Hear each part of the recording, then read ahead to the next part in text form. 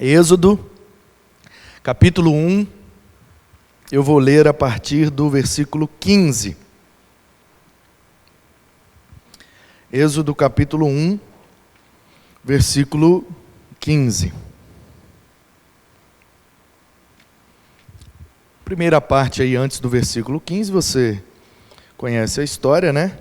Os hebreus estavam habitando no Egito, porque José, o livro do Gênesis termina com José virando Zafenate-Paneia, governador do Egito, e com isso todos os seus irmãos, junto com o seu pai Jacó, que naquela ocasião já se chamava Israel, então eles vão morar no Egito, através da influência de José. E aí o livro começa dizendo que Jacó habitou no Egito com a sua família, aí vem a lista dos filhos, né?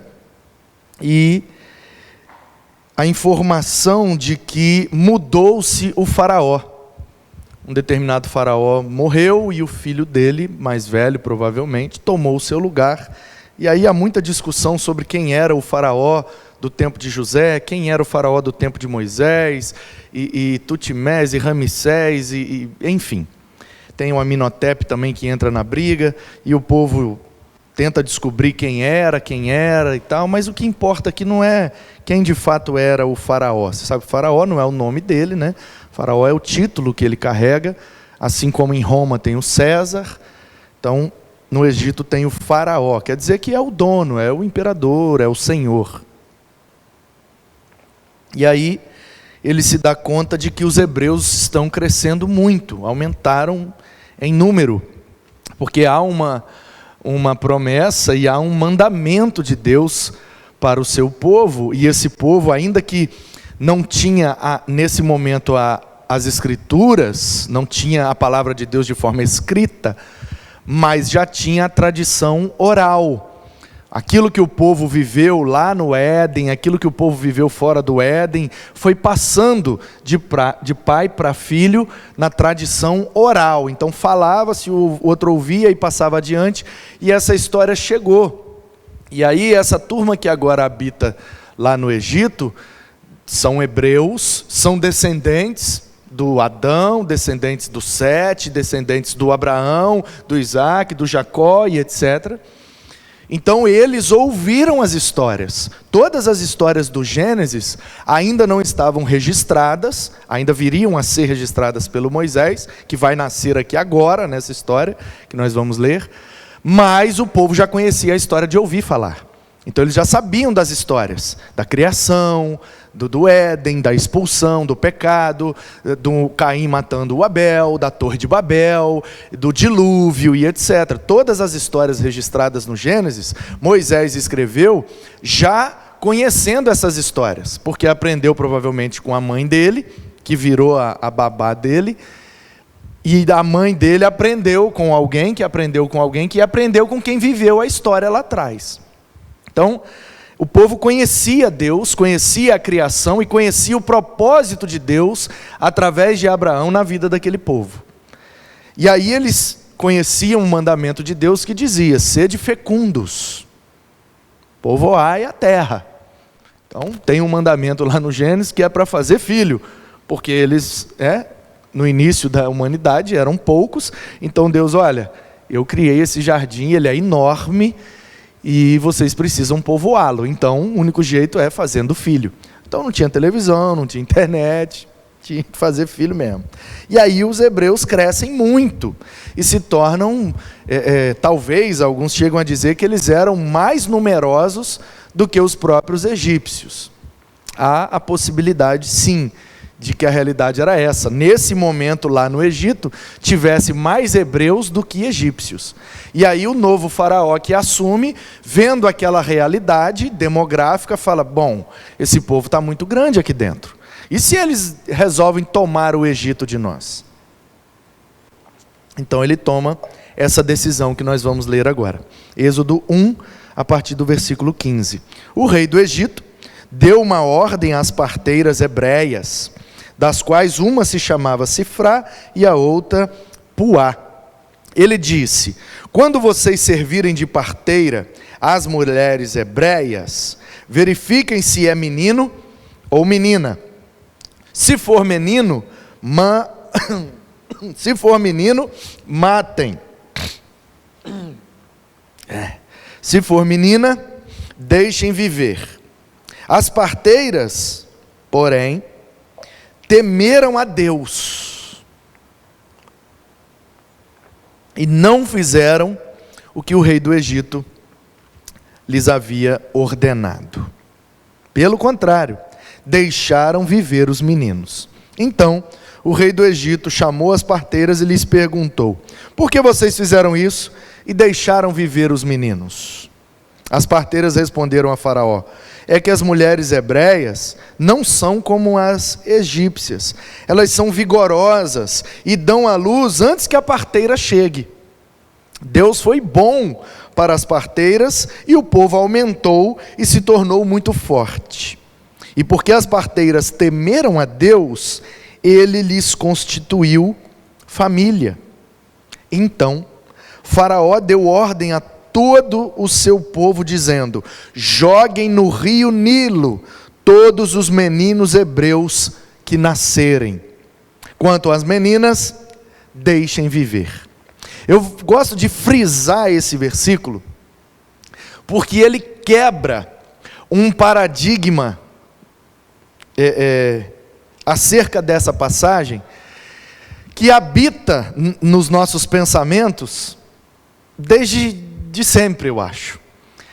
Quando a gente vai contar a história de Moisés, a gente deixa essa parte B do versículo 22, parece que a gente esquece. Porque qual é a nossa impressão? E eu também já cometi esse equívoco, porque é aquela coisa, um pequeno detalhe que é esquecido, depois de muito tempo, ninguém lembra mais. Então, como é que a gente conhece a história de Moisés? E segura aí que eu vou continuar lendo no capítulo 2. Eu só preciso te explicar por que eu vou frisar essa frase. Joguem no rio Nilo todos os meninos hebreus que nascerem. Essa é uma ordem do Faraó, depois de saber que as parteiras não tinham conseguido matar os meninos. Percebe? A gente meio que ignora essa segunda ordem aqui. Como é que a gente entende a história de Moisés? O Faraó mandou matar os meninos. Aí a dona Joquebede, que engravidou, ficou com pena de matar o menino e foi lá e botou ele no rio, como se a ideia de botar o menino no rio fosse da Joquebede para burlar a ordem do Faraó. Não é isso que a gente imaginou a vida inteira? É ou não é? Mas se a gente lê atentamente, a gente percebe que a ordem de colocar no rio foi do Faraó.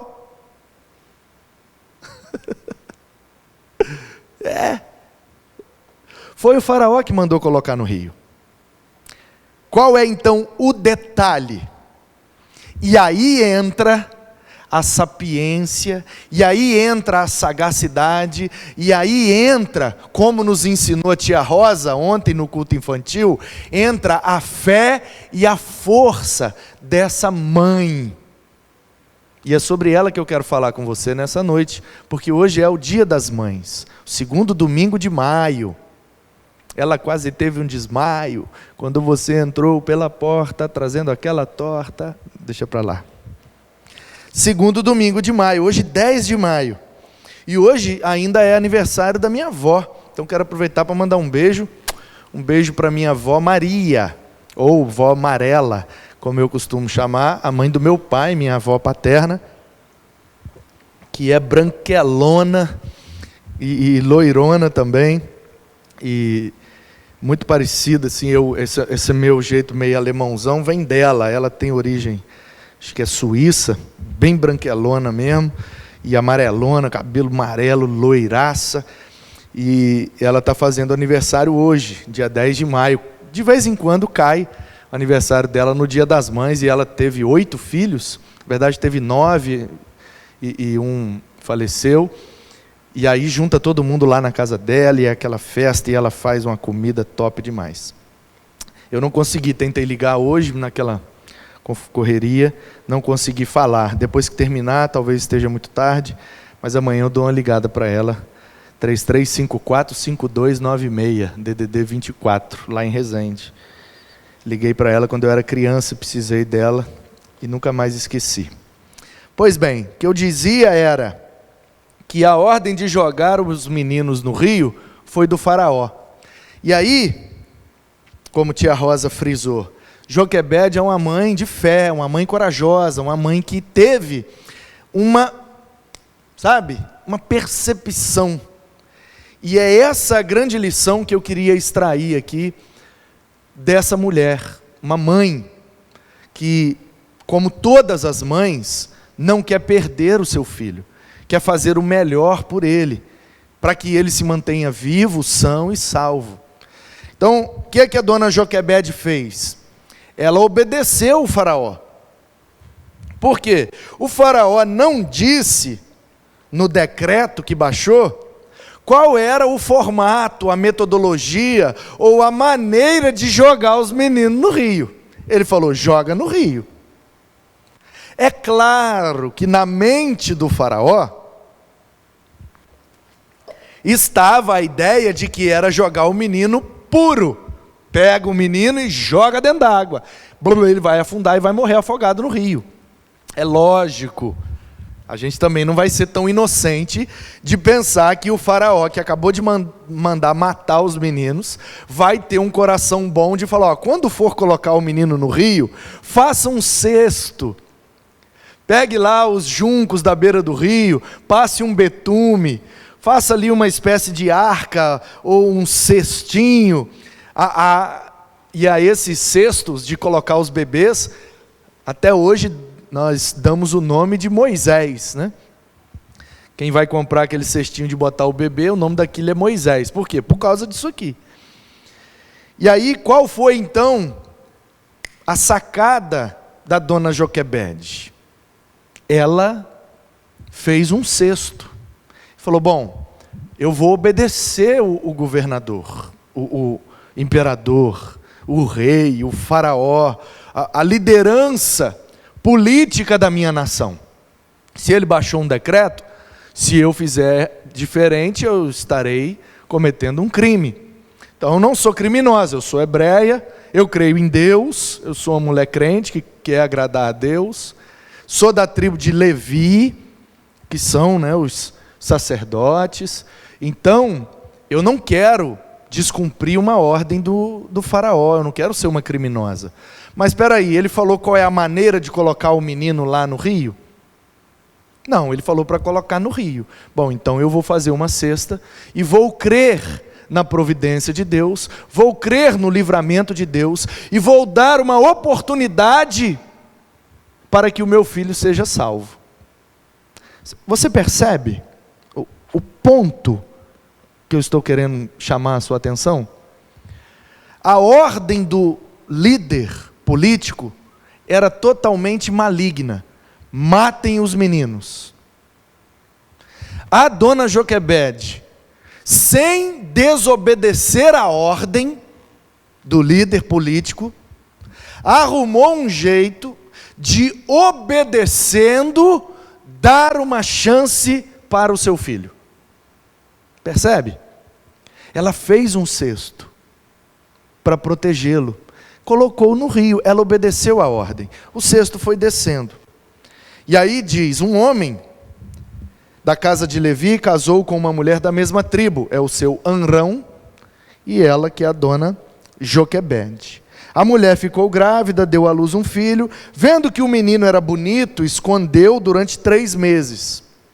Então ela tentou ainda, meu Deus, vou jogar esse menino no rio, mas o menino é tão bonito, deixa ele aqui mais um pouquinho, foi se apegando ao menino e não conseguia cumprir a ordem.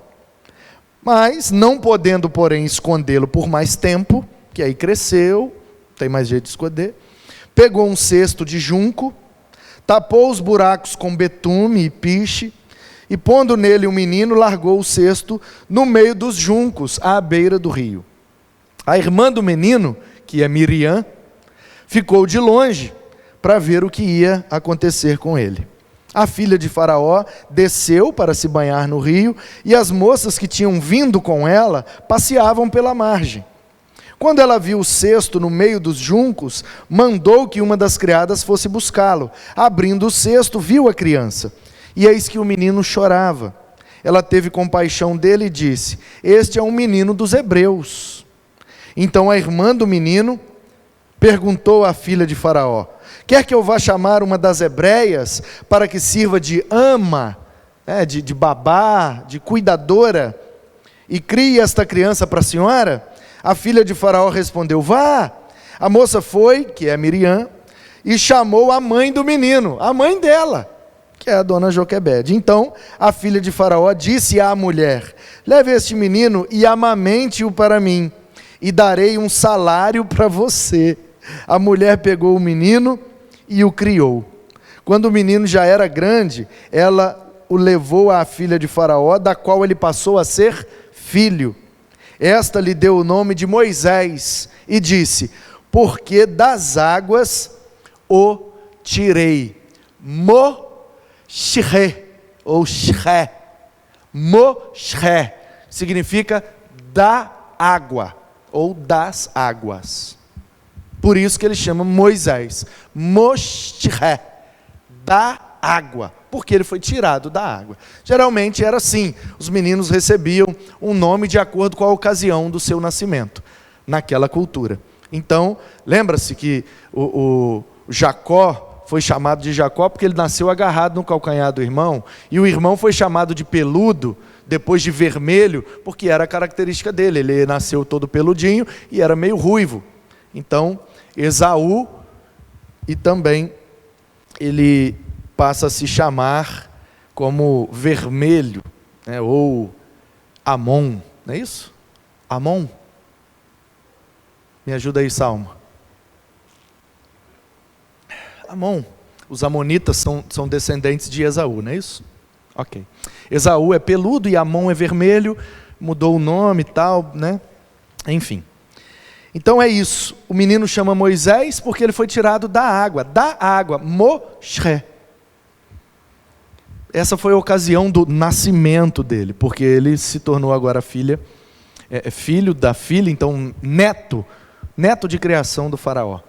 Ele passa 40 anos ali no palácio, como um neto de criação, e com 40 anos de idade aproximadamente, ele vê lá uma injustiça acontecendo, entra em luta corporal com um soldado egípcio, mata, e com medo ele foge para o deserto, onde passa mais 40 anos, ali com Jetro, ou Reuel, seu sogro, e com 80 anos Deus o chama, naquela cena clássica que está no capítulo 3 aqui, naquela sarça ardente, e ele então passa 40 anos liderando esse povo no deserto, e morre antes de entrar na terra prometida, e o seu sucessor é Josué. Então esse homem viveu em torno de 120 anos, tendo esses 3 períodos de aproximadamente 40 anos. O primeiro período como um neto de criação do faraó, o segundo período como um pastor de ovelhas para ajudar o seu sogro, Reuel, no deserto de Midian, e depois 40 anos peregrinando, um tempo no Sinai e outro tempo em Cades Barneia, onde ele morreu e ninguém sabe onde está o corpo dele. Essa é a história muito, muito, muito resumida do Moisés, mas nós não vamos falar dele hoje. Hoje é dia das mães e a Rosa escolheu a história da Joquebede para contar, e foi ao ar ontem no nosso canal do YouTube. Se você ainda não assistiu, assista, compartilhe para que todas as crianças do planeta possam ver esse vídeo. Está uma bênção, muito, muito legal a história de Joquebede, e está com uma produção toda hollywoodiana, ficou top. Então, a dona Joquebede, foi a Rosa que escolheu, quando ela falou: vou contar a história da Joquebede, porque vai passar no Dia das Mães. Falei: então vou pregar sobre Joquebede também. E aí eu quero te chamar a sua atenção para alguns detalhes aqui. O primeiro deles é o que eu já fiz, é o versículo 22, a parte B. Joguem no rio todos os meninos hebreus. A ideia de jogar o menino no rio não é de Joquebede, como nós comumente e equivocadamente pensamos. A ideia de jogar no rio veio do faraó. Foi o faraó que mandou jogar no rio. A ideia da Joquebede foi jogar no rio dentro de um cesto, para proteger o menino. Então, a primeira coisa que nós aprendemos aqui com essa mãe, é que alguns momentos vão exigir de nós uma dose a mais de fé. Porque é impossível criar filhos e não ter uma dose de fé. Por quê? Criar um filho, educar um filho e cuidar de um filho nunca vai ser exatamente do jeito que nós queremos, que nós desejamos ou que nós pensamos.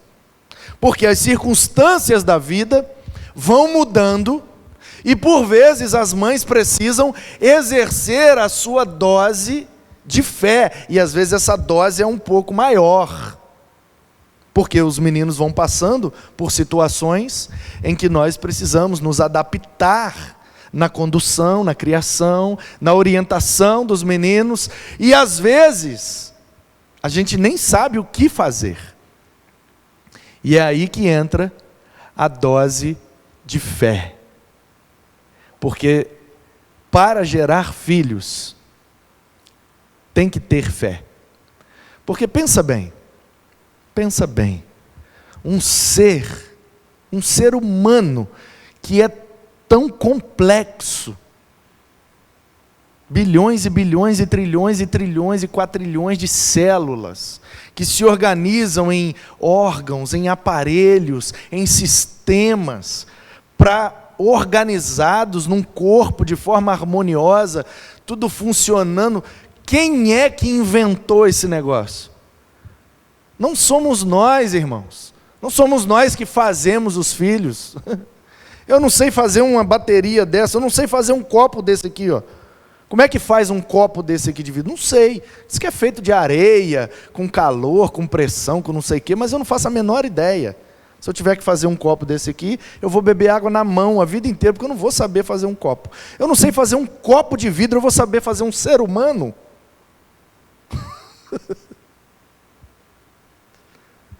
Pode perguntar. Qualquer pai, qualquer mãe.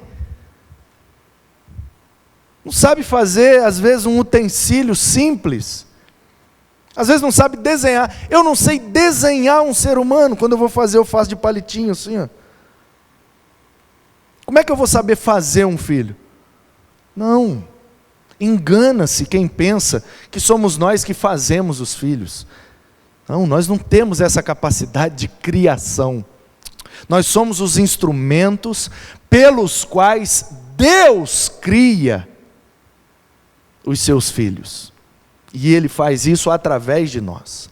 Portanto, Dona Joquebede, por ser uma mulher hebreia, por ser uma mulher da tribo de Levi, por ser uma mulher casada com seu anrão, um levita, muito provavelmente ela sabia que a vida dos nossos filhos não pertence a nós, mas pertence antes de nós ao Senhor, que é o dono da vida.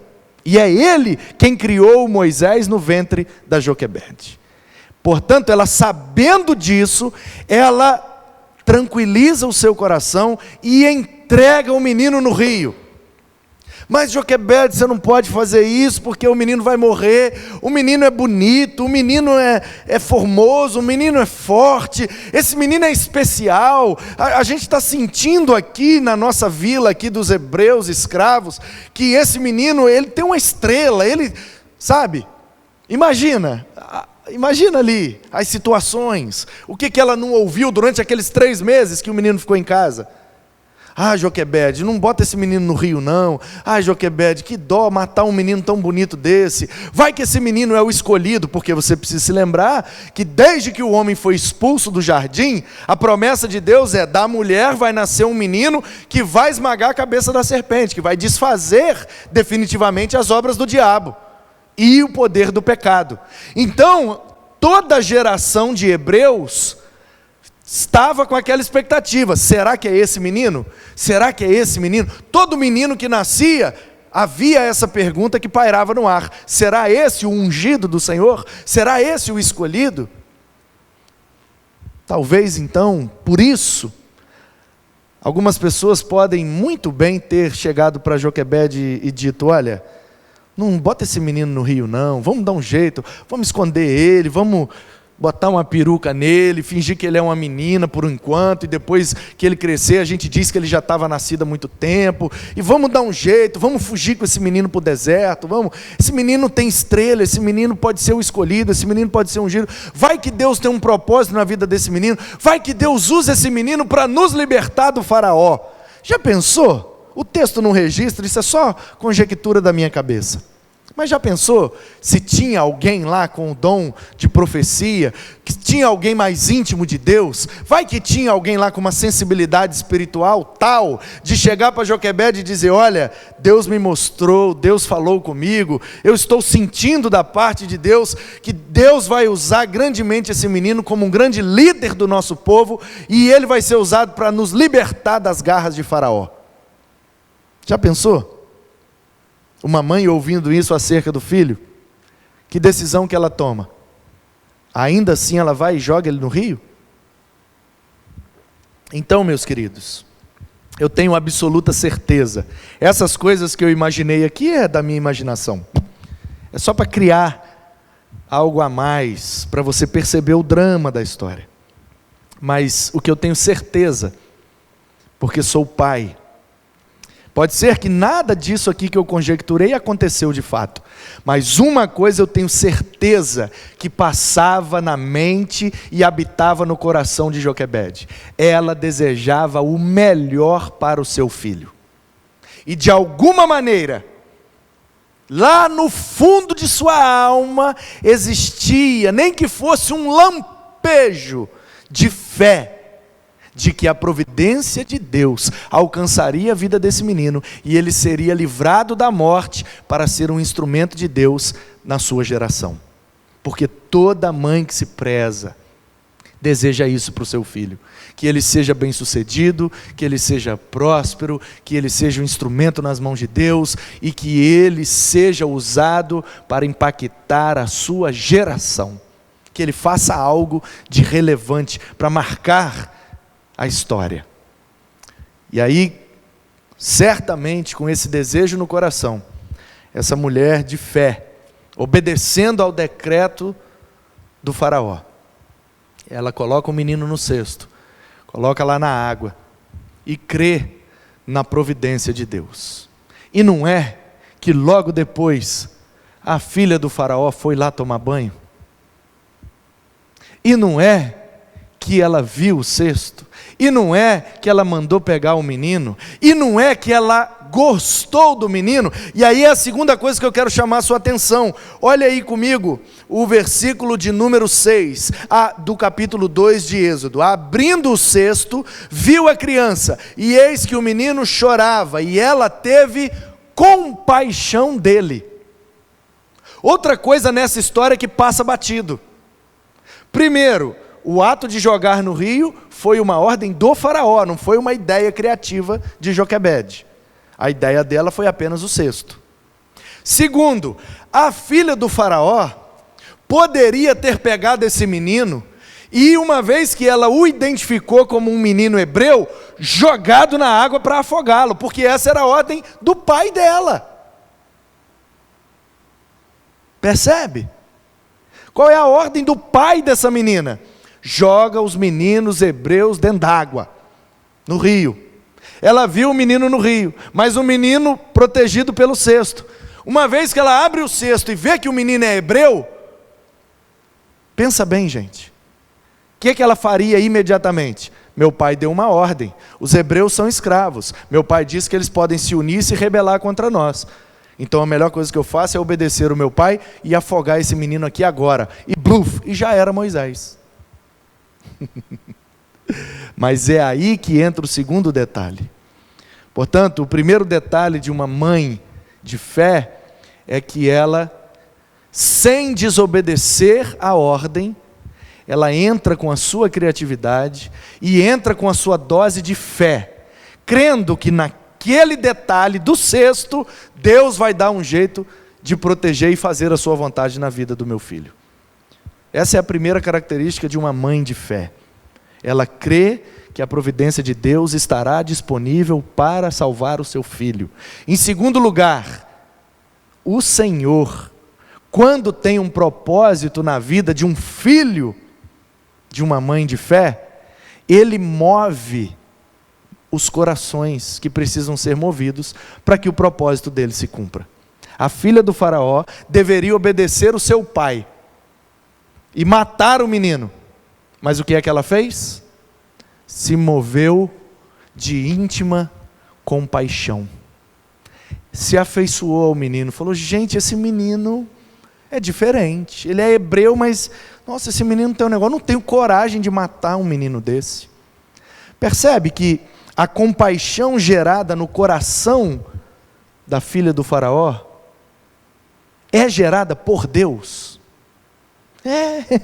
Porque lá na frente, Moisés vai encarar o faraó para libertar o povo, e a Bíblia diz que Deus endureceu o coração de faraó, para que ele não libertasse, e aí vieram as 10 pragas, que foi destronando todas as divindades egípcias, para que eles soubessem e crescem, que só há um Deus vivo e verdadeiro, é o Criador dos céus e da terra. Portanto, o mesmo Deus que endurece o coração de Faraó, também amolece o coração da princesa. E ela sente compaixão pelo menino e não tem coragem de afogá-lo. Ela desobedece o seu pai e sente o desejo de criar aquele menino como se fosse dela. Mas, talvez sem ter muita noção, e aí Miriam entra como fator surpresa para fazer essa proposta, que é a terceira coisa que eu quero chamar a sua atenção aqui, que é muito bonita na vida de uma mãe que cria os seus filhos pela fé. A Miriam propõe para aquela princesa chamar uma mulher hebreia para ajudar a criar o menino hebreu. Outra vez a princesa podia dizer: não, eu não preciso de ajuda de uma escrava, eu tenho várias servas. E a Bíblia é clara em dizer aí que ela desceu para se banhar no rio, e as moças que tinham vindo com ela passeavam pela margem. Quantas moças? Quantas empregadas não tinha a filha do faraó? Meu querido, quantas ela quisesse. Será que não tinha uma empregada egípcia que sabia criar um menino, não? Que podia dar de mamar um menino, não? Percebe? Mas a Miriam vem com a proposta de chamar uma mulher hebreia. Olha só, ela já está desobedecendo o pai porque ela tinha que matar o menino e não matou. Aí agora ela vai pegar o menino e, ao invés de dar para uma empregada dela criar, egípcia, ela dá para uma mulher hebreia. Ela está colocando aqui até ela mesma em risco, do pai dela brigar com ela, sei lá. E aí ela aceita a proposta de Miriam. A moça foi e chamou a mãe do menino. Versículo 9. Então, a filha de Faraó disse à mulher: leve este menino e amamente-o. Darei um salário para você. Darei um salário para você. Não sei se você percebeu, mas o que aconteceu aqui foi o seguinte. Teoricamente, o menino já estava morto. Teoricamente, Joquebede já estava de luto. Teoricamente, Moisés não existe na história. Já era. É menino, tem que jogar no rio. Vai morrer afogado. Teoricamente, temos uma mãe de luto, temos um menino morto e o faraó sorrindo. Teoricamente. Mas como é que aconteceu na prática? Porque a mão de Deus, que tem um propósito na vida daquele menino, moveu a mente de Miriam, de Joquebede, para ter a ideia de colocá-lo no cesto. Moveu o coração de Miriam, sua irmã, para obedecer a sua mãe e ir lá para o rio, ficar vigiando o cesto. moveu o coração da princesa de compaixão e querer desejar o menino, e desejar criar o menino. E aí agora, olha como Deus faz. Ela colocou o menino no rio para morrer. Tinha tanto horário, tantas horas, tantos momentos para essa mulher ir tomar um banho lá. Foi logo naquele momento também, né? Percebe como está tudo convergindo para que a vontade de Deus se cumpra na vida desse menino? Está tudo. A ideia certa, a pessoa certa, o lugar certo, o horário certo, o sentimento certo. E aí vem a recompensa certa. E essa é a terceira característica de uma mãe de fé. A primeira é aplicar a dose de fé e confiar que Deus vai cuidar, porque Ele tem propósito na vida dos nossos filhos. A segunda é contar com a mão de Deus, que mesmo sem nós estarmos presentes, a mão de Deus vai cuidar para que os nossos filhos, onde quer que eles estejam, passando pelo perigo que for, a mão de Deus vai mover algo para protegê-los, porque Deus tem propósito na vida deles. E o terceiro é que se nós, como Joquebede fez, abrimos mão de algo para honrar a Deus, Deus faz com que isso retorne para nós, para nos honrar. É aquela famosa frase que não é bíblica, mas é completamente bíblica. Quando nós abrimos mão das nossas coisas para cuidar das coisas de Deus, Deus cuida das nossas coisas. O que Jesus disse, se você quiser manter a sua vida, você vai perder. Mas se você estiver disposto a abrir mão, é aí que você vai ganhar. Quando Joquebede toma a decisão de obedecer o faraó e colocar o menino no rio, ela está dizendo: Senhor, é teu. Eu não sei fazer um copo de vidro, então não foi eu que criei esse menino não pertence a mim. Ele veio ao mundo através de mim, mas ele não pertence a mim. Foi eu que criei ele, não. Ele é do Senhor. O ato é o mesmo ato que Ana teve de entregar Samuel no templo. Ó Senhor, eu não posso ter filho, então é o seguinte, já que eu não posso ter filho, eu estou convencida de que não sou eu que crio filhos. Não sou eu que gero filhos, porque eu estou tentando e não acontece. Então eu estou aqui ciente de que filho não sou eu que faço. É o Senhor quem faz através de mim. Quantas e quantas histórias a gente conhece? Você não conhece, não? Gente que tentou engravidar, tentou e não aconteceu. Aí desistiu, começou a tomar remédio, começou não sei o quê, e aí engravidou. Gente que não queria e teve, gente que queria e não teve, gente que teve sem querer, gente que teve querendo, que quis, não tendo. Por quê? Porque de fato a verdade é essa, não é a gente que faz o filho, é Deus que faz filho através da gente. Os filhos, diz a Bíblia, são herança do Senhor, um presente que Ele nos dá. E aí Ana, entendendo isso, não sou eu que faço os filhos, porque senão já tinha um monte, porque querer eu quero, Eucana manda ver, e só Penina que engravida? Quer dizer, o homem é fértil, porque a Penina está um filho atrás do outro. Então o problema deve ser comigo, né, Deus? Então ter filhos não é só uma questão de querer, né? É uma questão do Senhor querer, então, né? Então vamos combinar o seguinte, se o Senhor quiser ter um filho através de mim, eu vou devolver ele para o Senhor. Já que é tudo seu mesmo. Aí Deus fala, menina, agora você entendeu, hein? Então vem cá, toma. E aí ela vai e entrega o menino no templo. Entrega na mão de Eli, o sacerdote. E no culto passado nós aprendemos com a história aqui do Ofni e do Finéias. Os sucessores de Eli se desviaram e morreram. O sacerdócio em Israel ficaria sem um sucessor, se não fosse o Samuel. Percebe? Deus já estava projetando, planejando Samuel para suceder Eli, para ser o grande profeta, sacerdote e juiz que ele foi. Portanto, Deus precisava de uma mãe de fé para fazer com que aquilo acontecesse. O ato de Ana entregar Samuel no tabernáculo é o mesmo ato de Joquebede entregar Moisés no rio. É como se dissesse: entrega para Deus. Já viu essa expressão? Lá em Minas usa muito. Entrega para Deus. Ah, mas tal coisa está agarrada, tal coisa está não sei o que, está difícil. Entrega para Deus. Como quem diz assim: não tem o que fazer mesmo. Entrega para Deus. Entrega para Deus. Esse é o ato de uma mãe de fé.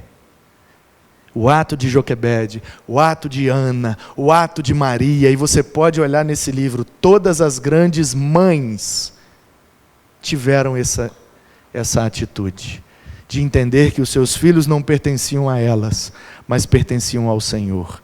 Então elas entregaram para Deus. E o que é que Deus fez? Deus deu de volta a honra delas serem as mães desses grandes homens. Entrega para Deus, mamãe. Você está aflita, você está... Ai, meu filho, não sei se vai dar certo. Ai, não sei se vai ser crente. Ai, não sei se vai... Meu Deus, esse menino é muito irresponsável. Ele é um quarto sujo demais. E não ajuda em fazer nada. E está indo mal na escola. Ai, meu Deus, esses meninos vão me envergonhar. Esse menino... Ai, onde foi que eu errei? Ei. Entrega para Deus. Entrega para Deus, porque os nossos filhos pertencem ao Senhor. E se nós formos homens e mulheres de fé, que criem os seus filhos baseados na fé, com exemplos de fé, com histórias de fé, e sobretudo com a própria fé envolvida nas relações, o Senhor que nos concede a fé, Ele vai entrar com a providência, Ele vai proteger os meninos, Ele vai fazer com que o seu propósito se cumpra, e Ele vai trazer de volta, como aconteceu com Joquebede. Você vai ser mãe do seu próprio filho, e ainda vai ganhar um salário. A história aqui, literal, é um texto narrativo, foi isso que aconteceu. Ela foi contratada pela princesa para ser babá do menino, remunerada. Mas o que é que a gente pode tirar de lição espiritual disso aqui?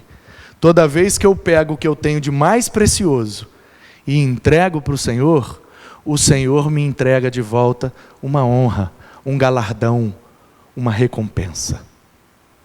Vale a pena entregar tudo para o Senhor e confiar que Ele há de fazer a sua vontade, e a sua vontade é sempre boa, perfeita e agradável.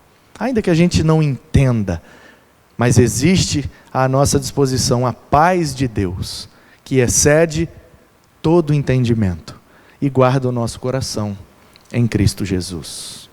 Amém.